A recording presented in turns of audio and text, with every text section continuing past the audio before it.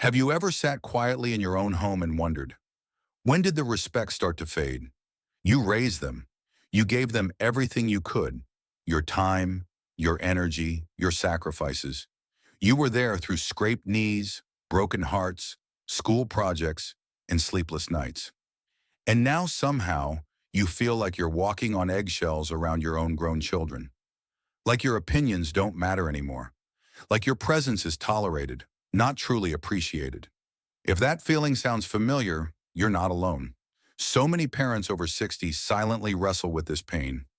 Maybe it's the dismissive tone when you offer advice, or how they don't call unless they need something, or how they question your decisions like you've suddenly forgotten how to think for yourself. It hurts. And let's be honest, sometimes it feels like a betrayal. But here's the truth no one says out loud. Respect doesn't just disappear.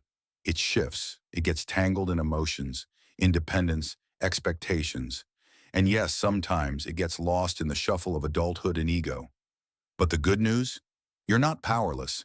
In fact, you're stronger and wiser than ever. And it's time to lean into that strength, not just for your relationship with your children, but for your own peace of mind. In this video, we're going to talk about 6 powerful moves you can make, starting today, to regain the respect you deserve, restore healthier boundaries, and most importantly, reclaim your own confidence. Because at this stage in life, you shouldn't be tiptoeing around anyone. You should be standing tall, living with dignity, and feeling good about yourself and your relationships. Let's talk about the first move, and it's a big one. Stop over-explaining yourself. That might sound simple, but think about how often you find yourself doing it. Maybe you say no to something, and then you immediately feel the need to explain your reasons, justify your choice, or apologize for setting a boundary. Maybe you feel like you have to prove why you're still capable, still sharp, still in control of your own life. But here's the thing. Every time you over-explain, you're giving away a little bit of your authority. You're training others to question your decisions instead of respecting them. You're saying, I need your approval. And at your age, you've earned the right to make your own choices without a permission slip from anyone. Try this instead. State your decision simply and with calm confidence. I won't be able to babysit this weekend. I've already made plans. I'm not comfortable with that. No long explanations, no guilt, just clarity and self-respect. The more you practice this, the more you'll start to see a shift, not just in how they respond, but in how you feel about yourself. Now let's talk about the second move. And this one takes courage, but it changes everything. Start enforcing emotional boundaries. A lot of adult children cross lines without even realizing it. They might raise their voice, criticize your choices, ignore your feelings, or unload their stress onto you like you're their emotional punching bag. And because you love them, you let it slide. You absorb it. You make excuses for them. They're stressed. They didn't mean it. I don't want to upset them. But here's what you need to understand. Respect begins where your boundaries begin. If you want them to treat you with more kindness, more care, more respect, you have to model that by standing up for yourself in calm, firm ways. The next time they speak harshly or cross a line, take a breath and respond with something like, I'm not comfortable with that tone, or let's talk when we're both calm, or simply, that was hurtful and I need a moment. You don't need to fight, argue, or escalate. You just need to draw the line.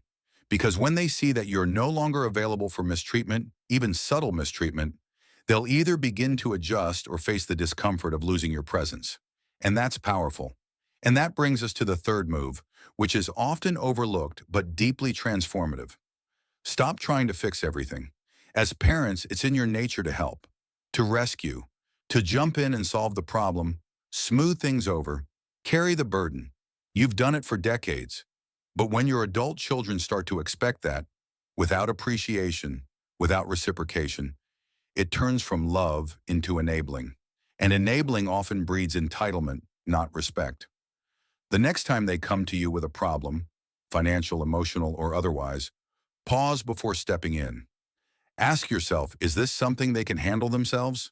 Am I helping, or am I protecting them from growing up fully? And if the answer points to enabling, try a different approach. Offer guidance, not solutions. Support, not rescue. Let them stand on their own 2 feet. even if they wobble a bit. It might feel uncomfortable at first.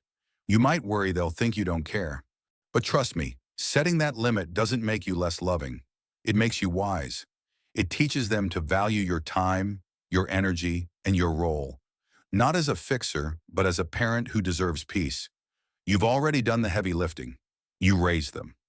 Now it's okay to take a step back and let them figure things out, while you reclaim your own emotional space. Now that we've explored some of these deeper shifts, choosing not to over-explain, enforcing emotional boundaries, and stepping out of the fixer role, let's continue and dive even deeper into how you can create a relationship built on real, mutual respect. One of the most powerful shifts you can make right now is deciding to live for yourself, not for your children's approval, not for their convenience, and certainly not under the weight of guilt or fear of being judged.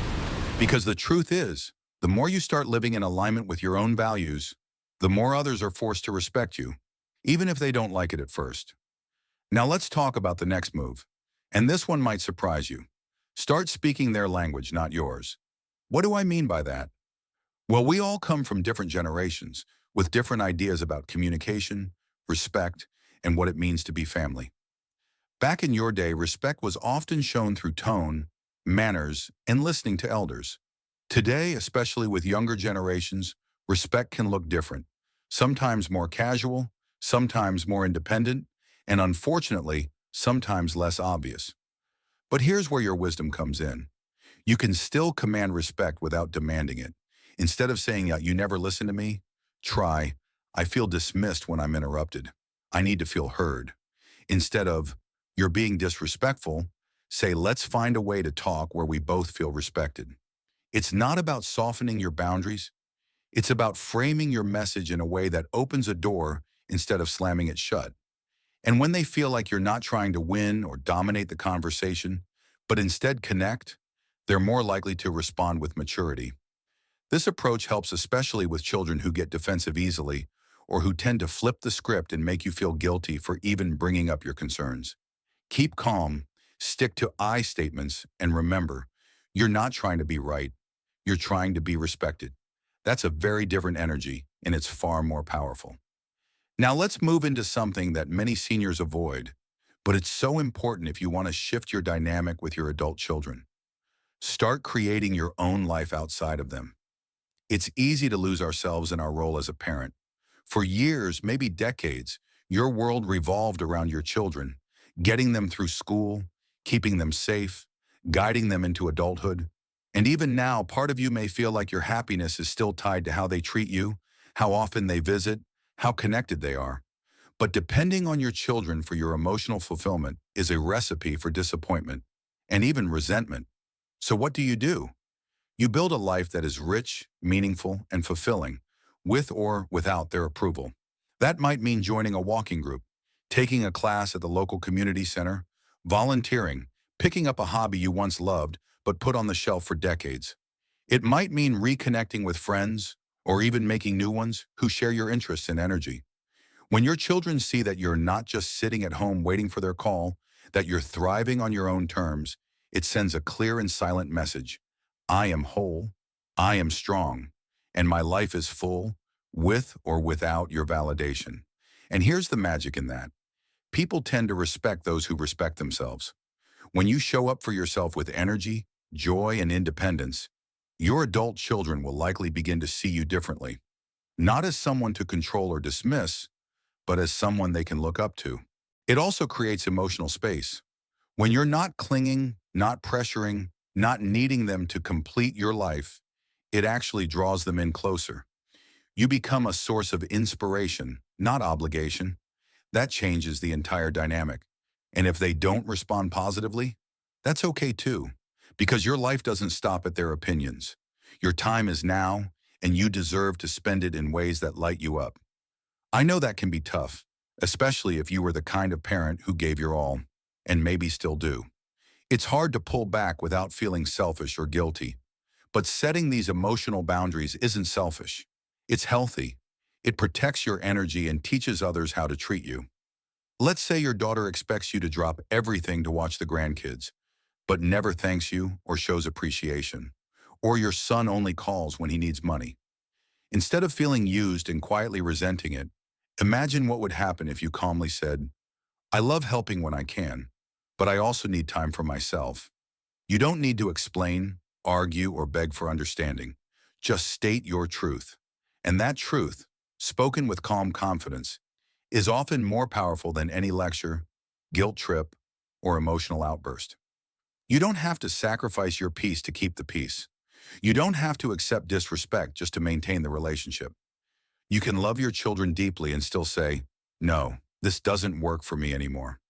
This is the beautiful part of being over 60. You're no longer figuring yourself out. You know who you are. You've walked through storms and come out stronger. You've loved deeply, worked hard, made mistakes, and learned more than most people twice your age. That wisdom is a gift, and now's the time to use it, to teach the world how to treat you by how you treat yourself. Let's keep going. There's still more to explore, and the next step might be the most empowering one of all. There's something incredibly liberating about realizing that you don't have to keep playing a role that no longer fits you. For years, maybe even decades, you've been the fixer, the peacemaker, the one who puts everyone else first. But now it's time to embrace something far more powerful. Peace over people-pleasing.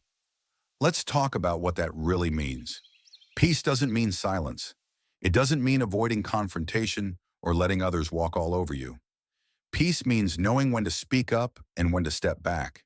It means choosing your battles, protecting your energy, and refusing to engage in toxic back and forths that only drain you.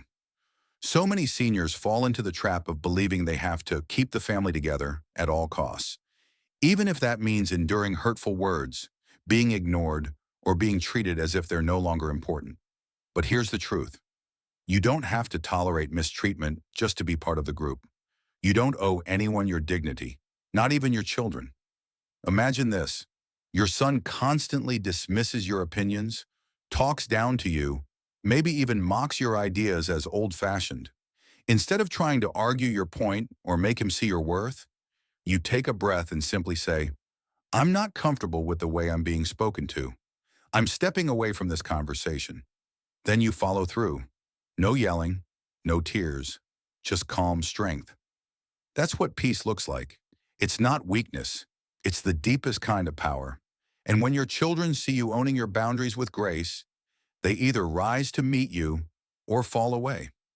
Either way, you win, because your peace is no longer up for negotiation. Now let's go even deeper. One of the most transformative moves you can make after 60 is forgiving yourself for how things used to be. So many parents carry invisible bags of guilt. Maybe you worked too much when they were young. Maybe you made decisions you regret.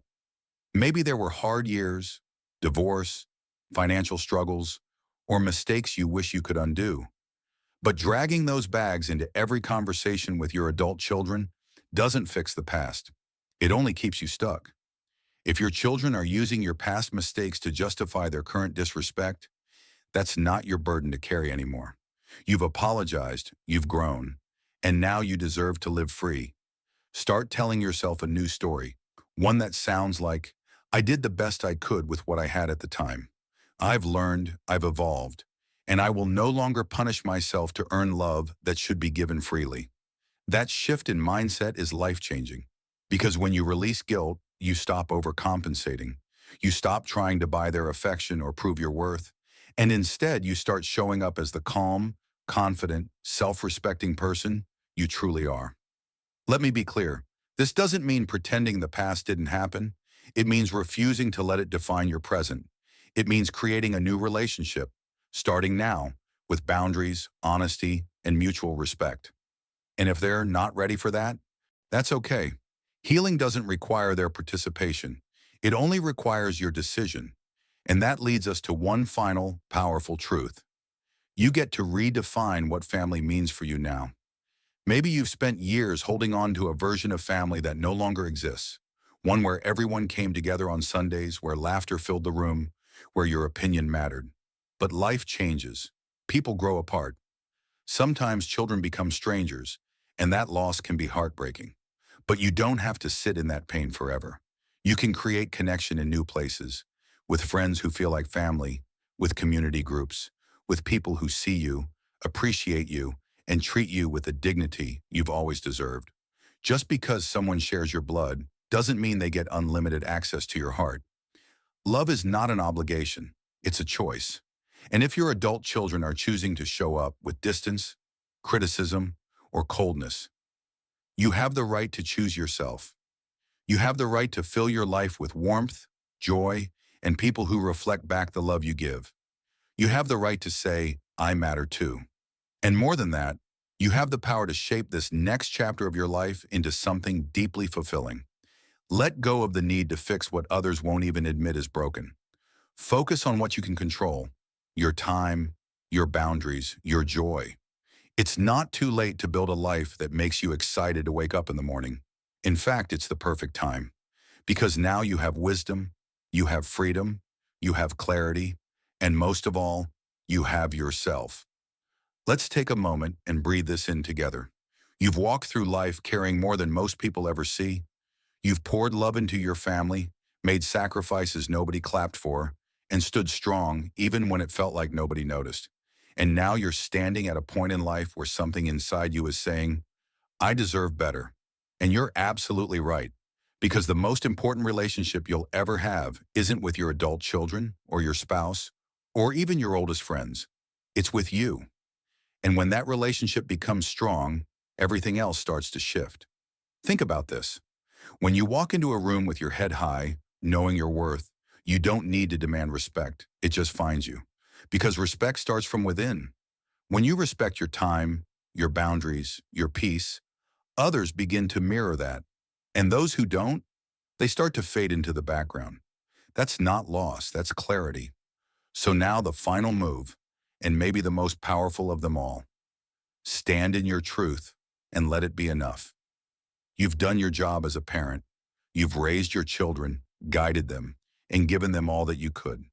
But now you're not just a parent anymore. You're a whole person, with dreams, with needs, with a life still full of purpose. You don't have to earn your children's respect by bending over backward or sacrificing your own joy. You simply need to stand in the truth of who you are, wise, worthy, and still growing. This is your time to step into your full power, not the loud kind that demands attention, but the quiet strength that says, I know who I am, and I don't need your permission to be whole. Maybe that means having a tough conversation where you finally speak your truth. Maybe it means choosing silence and distance, not out of bitterness, but out of self-respect. Or maybe it means opening your heart to new relationships that nourish you in ways your children no longer can. Whatever it looks like for you, remember this. You're not alone. You're not broken. And you're not done. Not even close. You're entering a chapter of life where you get to write the rules, where your joy is not tied to someone else's behavior, where you can wake up and say, today I choose peace. You don't need to beg for phone calls. You don't need to shrink when your opinions aren't popular. You don't need to feel guilty for taking up space in your own life. You are enough, exactly as you are. And if your children can't see that, that's their journey. Yours is to keep shining anyway. So if you're watching this right now and you've been feeling disrespected, dismissed, or forgotten by the very people you poured your heart into, I want you to remember this simple truth. You are still worthy of love, still deserving of kindness, and still powerful beyond measure. Start showing up for yourself the way you always showed up for others. Speak to yourself with the same compassion you used on their worst days. And most importantly, start living for you. Because when you do that, something beautiful happens. You become free. Thank you for spending this time with me. If this message spoke to you, if it made you feel even a little bit stronger, I'd love to hear from you in the comments. Share your story, your truth, or even just one word that describes how you feel right now. And if you know someone else who needs to hear this, maybe a friend, a sibling, or even a neighbor, please send this their way. We rise by lifting each other. Don't forget to like this video and subscribe for more uplifting, honest, and empowering conversations. This channel is a space for you, a space where your voice matters and your journey is honored. Here's to living your truth. Here's to standing tall. And here's to living your best life at any age. You've got this, and I'm right here with you.